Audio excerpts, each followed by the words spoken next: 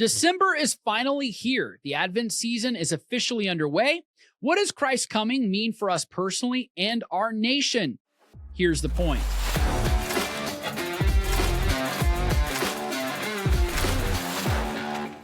Today marks the first day of Advent, the 4-week season when Christians prepare to celebrate the incarnation of Jesus Christ, Emmanuel, God with us. Advent isn't just personal piety or something that we celebrate in our homes. It's the theological centerpiece of the Christian calendar that shaped our nation and Western civilization. For centuries, Advent has reminded Christians that the arc of human history moves towards God's sovereign purposes in salvation. It is an inescapable reality in the year of our Lord, 2025. Christ has come. Light has entered the world. Darkness doesn't have the final word. Christ's eternal kingdom has won, and it will prevail. This matters more than ever as we take stock of the world and what is happening in it. Across Europe, once Christian nations watch as Islam infiltrates cities and transforms their culture. Ancient churches that house Christian worship have become mosques for Muslim prayer. Christian laws have been circumvented by Sharia courts. Many Christians wonder if hope still remains. Yes, it does, because the Advent reminds us Christ is the Lord of history. He came to inaugurate a new kingdom and has already won the victory. Even as once dominant Christian societies have crumbled and fallen, they did not do so because they regarded the Advent, but because they had forgotten it. Where Christ has been forgotten, nations have fallen. But where Christ is remembered, nations have been renewed. The former Soviet Union, an atheistic empire that murdered millions of Christians, outlawed the gospel, and promised communism would bury the West for 1,000 years, collapsed in just 7 decades. Nations that once suffocated under communist oppression now openly claim their Christian identity. Poland, Hungary, and others formerly among the Eastern Bloc have reclaimed their Christian heritage. What seemed impossible became reality because God's purposes cannot be stopped. Christ was remembered and the nations were renewed. So how should Christians think about this?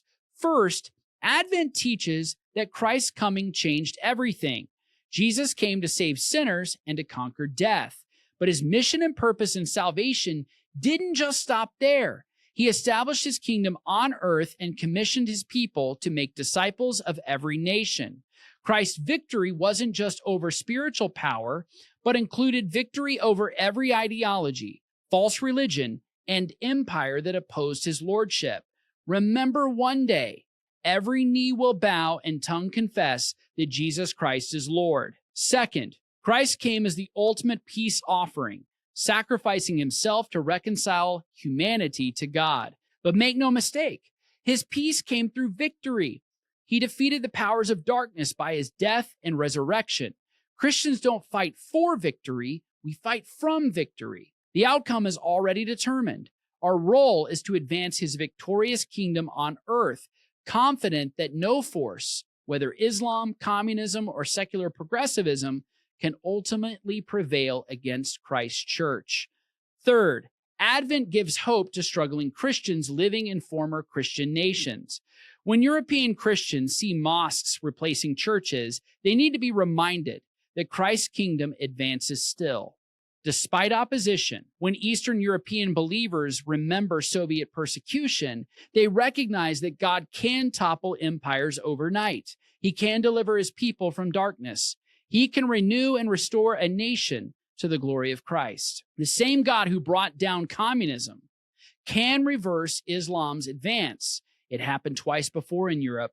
It can also happen again. Fourth, Advent calls Christians to operate from victory, not desperation. Too many believers act as if we're only losing or as if darkness is winning and we're just trying to survive. That's not the gospel of Jesus Christ. Not even in the face of persecution. We are more than conquerors. Christ has already won. We're not fighting to establish his kingdom again. We're fighting to advance it. Even when we fail, and though we are slain, Christ and his kingdom abideth still. That changes how we engage culture, politics, and nations. We must operate with confidence because our King has already secured the victory.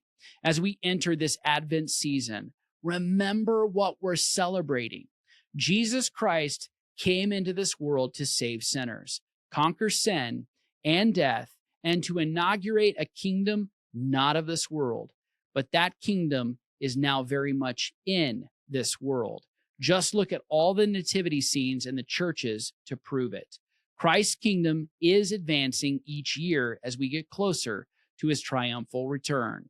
Though we face opposition, persecution, and immense suffering, we have every reason to be confident that God will fulfill every promise because Christ has already come.